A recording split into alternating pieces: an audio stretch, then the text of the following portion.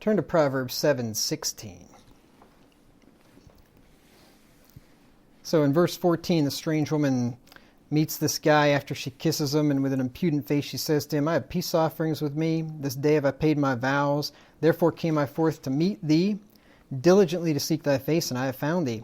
I have decked my bed with coverings of tapestry, with carved works, with fine linen of Egypt.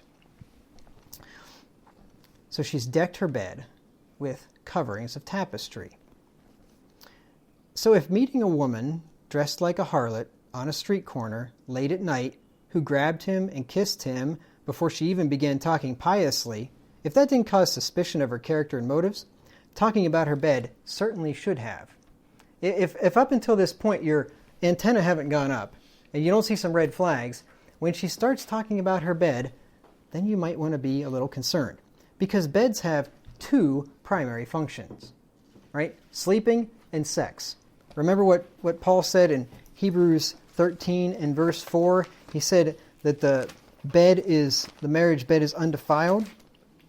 How do you say that in Hebrews 13? For marriage is honorable and all, and the bed undefiled, but whoremongers and adulterers God will judge. Right? So married people and unmarried people use the bed for that reason. Clearly, there's probably a connotation here. If one of the first subjects of conversation with a woman is her bed, there's a very good chance that she's not just simply tired. She probably is trying to entice you, to allure you.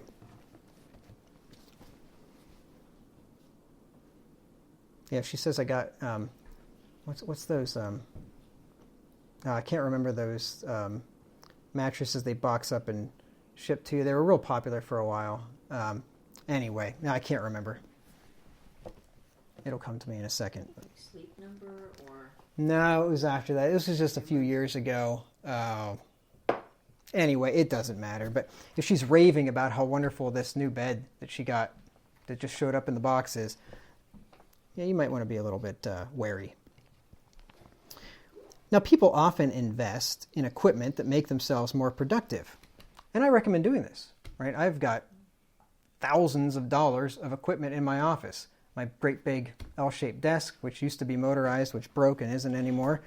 But two 24-inch monitors on a monitor arm and a Tempur-Pedic office chair. It's very comfortable for me, and LED adjustable arm lights to have lots of bright light on the desk and all kinds of stuff, and a 20-volume OED set and all kinds of other books. And I mean, I've invested a ton of money over the years in my work. And I remember a guy that I used to work with telling me this, to invest in yourself. Mm-hmm. It's wise. It amazes me how some people don't invest in their own work, in their own livelihood. They'll go cheap on things that would make their own work easier. It doesn't make a whole lot of sense. It'd be like if you're a mechanic and all you have is a crescent wrench because you're just too darn cheap to buy a good set of sockets. I mean, it's insane, right? But anyway, people do this, right? They invest in their equipment to make themselves more productive. And the strange woman is no different. Her bed is decorated finely. She says, I have decked my bed with coverings of tapestry. Decked is adorned, embellished, set out. To deck is to cover, especially to cover with garments, clothe. To clothe in rich or ornamental garments, to cover with what beautifies, to array, attire, adorn. So her bed she's got beautiful adornment to it. It's really impressive looking. It's covered in tapestry.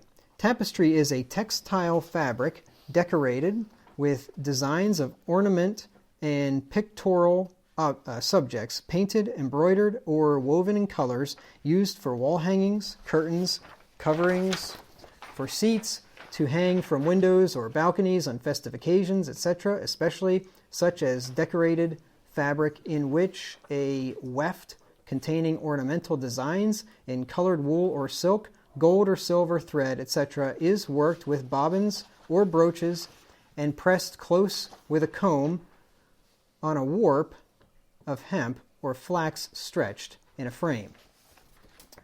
If you understood what any of that was talking about, that's how you make tapestry. So it's this beautiful fabric which has a bunch of stuff woven into it, and gold and silver and pictures and things like that. It's really pretty. It's kind of like a quilt, I guess, only probably a really, really nice, fancy quilt. So she says she's decked her bed with tapestry with carved works, she said. So her bed is adorned with carved wood. And this is the kind of adorning that the temple of God had. In 1 Kings 6:35. So this woman is a woman of means. Well, her husband went away with a bag of money, so he's got some money, and apparently he liked having a nice bedroom set up. Probably didn't realize that she was using it for other reasons. 1 Kings 6:35.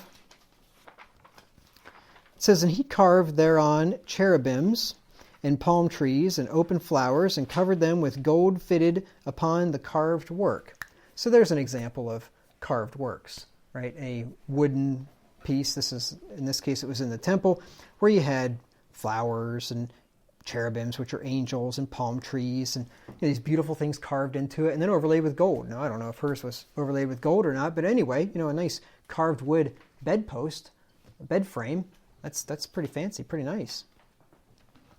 So this type of ornate woodwork would be very expensive and would possibly lead him to think that she's not a cheap tramp, right? Because, she's at least, we know she's a harlot. He apparently didn't, but so we at least know she's either a successful one, or else she's got somebody footing the bill for her, one of the two. And then she says she's decked her bed with fine linen of Egypt. Fine is of superior quality, choice of its kind. Linen is cloth woven from flax, and flax is the plant linum, some other scientific term that I'm not even going to try to pronounce, bearing blue flowers which are succeeded by pods containing the seeds commonly known as linseed. It is cultivated for its textile fiber and for its seeds.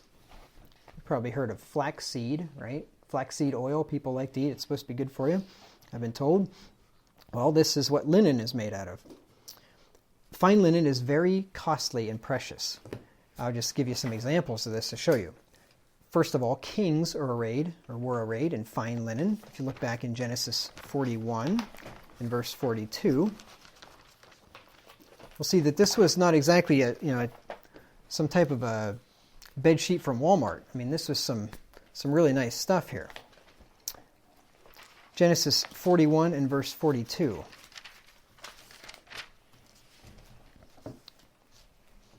Not that there's anything wrong with bed sheets from Walmart. I've got a few of them myself. But this woman was a woman of class.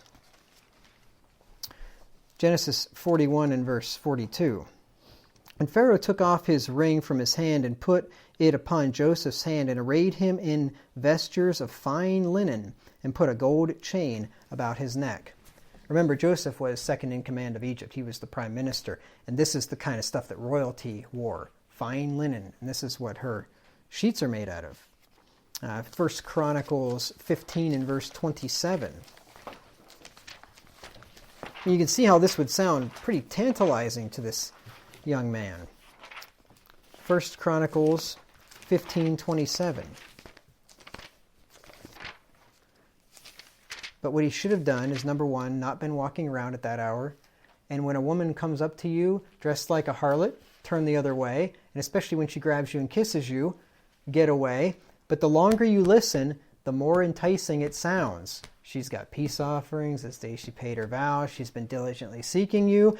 And she's got this beautiful bed and this amazing bedroom. And this just sounds like I at least want to check it out. I mean, I'm not going to do anything, but I just want to see what it looks like, right? It's got to be beautiful, right? You can just imagine what this idiot's thinking. 1 Chronicles 15 and verse 27. 1 Corinthians 15 and verse 27. "And David was clothed with a robe of fine linen, and all the Levites that bear the ark, and the singers, and the Kenaniah, the master of the song, with the singers. David also had upon him an ephod of linen." So, David the king is also clothed in fine linen. And not only were kings clothed in fine linen, but God's tabernacle was made out of fine linen. Exodus 25 and verse 4. So, I gather from this, if God's king is clothed in fine linen, and God's tabernacle is made out of fine linen, and the priests are clothed in fine linen, which I'll get to in a minute, this must be about the finest stuff that you can get, because God really, he wanted it done up as good as could be. So I take it that if the woman had fine linen sheets, that's about it. It's like silk sheets or something. That's about as good as it gets. Exodus 25 and verse 4. It says, in blue and purple and scarlet and fine linen and goat's hair. This is referring to the tabernacle. And then also the priests were clothed in fine linen. Exodus 28 and verse 39. And thou shalt embroider the coat of fine linen, and thou shalt make the mitre of fine linen, and thou shalt make the girdle of needlework. And he's talking about Aaron and his sons here. He says, and make them coats and so on in the next verse. This was the mitre, which was the hat, and the coat of the priest were to be of fine linen. So a bed such as she described here would be tempting to want to see and sleep in. As I mentioned before, some whores, even married ones especially, they actually try to buy men with gifts and luxurious accommodations, maybe in this case. And we already saw that verse in Ezekiel 16, 31 through 33, where the Lord charged Israel with that. It says, you're not a harlot because harlots are paid for their work. You don't take any pay. You're actually paying them for it. Right? And so we already looked at that. I'm not going to read it again. So the allure of the strange woman is building. And if this young man doesn't run soon, it's going to be too late. Now, next time we'll get to verse 17, where she continues to talk about her bed and how it's perfumed with all these nice spices. So not only does it look beautiful, it smells really nice too. And the temptation is just continuing to grow for this young man. Just a quick note at the end of the sermon. The most important thing a believer in Jesus Christ can do is to be a member of one of God's true churches. If you're not already a member of one, go to pastorwagner.com/churches.